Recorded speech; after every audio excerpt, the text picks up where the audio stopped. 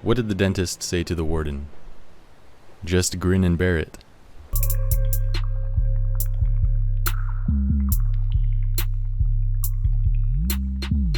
What's up, One Bar Bros? We are back at it again with another heavy attack build on a Warden this time around. And this will be the last of the heavy attack DPS builds that I post until the Arcanist comes out, at least when it comes to PVE builds. I'm currently working on a PvP build using a similar sort of setup. As usual with a Magicka setup, you'll want to ideally play as a Dark Elf or a High Elf. Maybe a Khajiit, but pretty much anything will work just fine if you don't mind missing out on a little bit of spell damage. I happen to have an Argonian Warden, so I'm just repurposing him for the build, and it'll work just fine. Slightly more damage would be possible with one of the other races, but keep that in mind if you're concerned about having an absolutely optimal build. But don't worry too much about it. Nobody wants to just have a bunch of the same race on their login screen, and I'm not personally trying to break any records here or anything like that, just sharing a fun setup. So we'll be placing all of our attribute points into Magicka, using the Thief as our Mundus, and we're going to be eating Bewitched Sugar Skulls as our consumable. You could pretty much use whatever you want. As always with these sort of builds, we'll be using Sergeant's Mail and Stormmaster as our two sets, along with a light Slimecraw monster helmet and an Oakensoul ring. I'm wearing Sergeant's Mail on my chest, a ring, and a necklace, and then a lightning staff.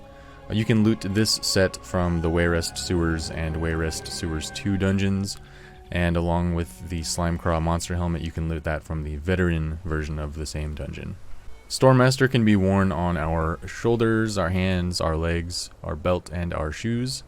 And this set can be looted from the base game dungeon Tempest Island.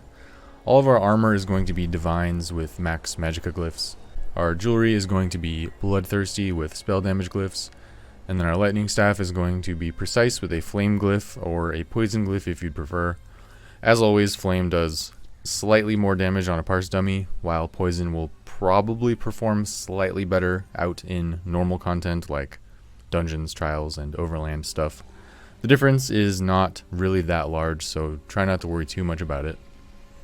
Over in our champion point section in the blue area, we are going to be taking Thaumaturge, Deadly Aim, Weapons Expert, and Master at Arms. This won't change between parsing and doing normal content, as in the usual case where you'd be using backstabber. Based on my tests, and that's with several different variations of these slottables, this is the best output that I have received.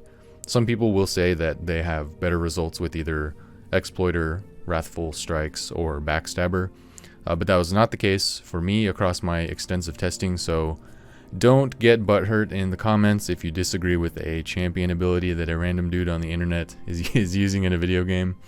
A few thousand damage isn't going to be the end of the world, and you can play pretty much any piece of content in the game with DPS in the 90 to 100k range, and anything beyond that is simply for smelling your own farts at the trial dummy.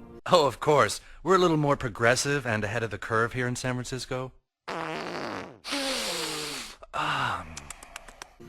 I would even go as far as to say that it really isn't that deep and doesn't matter as much as people would like it to, so don't spend too much time fretting over what abilities to slot here. Just play the damn game already. In the red section, we'll be slotting Boundless Vitality, Fortified, Rejuvenation, and Celerity. We don't really need siphoning spells since we'll be good on Magicka Sustain since we're going to be doing heavy attacks all day, but if there's something else that you like in place of Celerity, you can absolutely make changes here. Use whatever you'd like in the craft section. I like to use Steed's Blessing, Warmount, Gifted Rider, and either Rationer or Treasure Hunter here. For passive skills, we want to get everything from all three armor weights.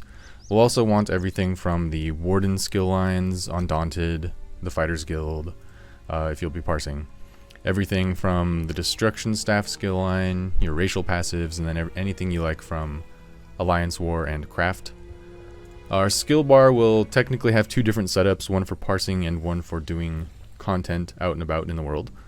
So for parsing, we're going to slot Barbed Trap, Fetcher Infection, Winter's Revenge, Unstable Wall, and Deep Fissure.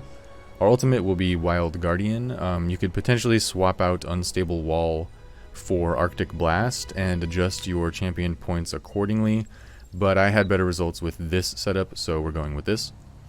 The rotation for parsing would basically just go from the left to the right, that is from the longest cast time down to the shortest. And you'll want to be sure to prioritize casting the bear ultimate when the dummy gets under 25% health. I like to cast my shocks, drop a trap, and then start my rotation when I'm parsing. And I have better results personally on parses when I just don't use the bear until the dummy gets down to 25% health. For normal content, you'll want to swap out barbed trap for something else like lotus blossom. When this build is applied to a sorcerer, I like to use critical surge on my bar to get some healing back, and lotus blossom will do just that, give us some health back when we use fully charged heavy attacks. The other morph, green lotus, is better for a heavy attack healer since it heals more of our party members for slightly more health, but this one lasts longer and works out great when used as a more passive skill that we don't have to think about constantly when we're trying to focus on dealing damage. If for any reason you don't like lotus, you could use the bird here for a mobility tool, or perhaps living trellis as a healing ability.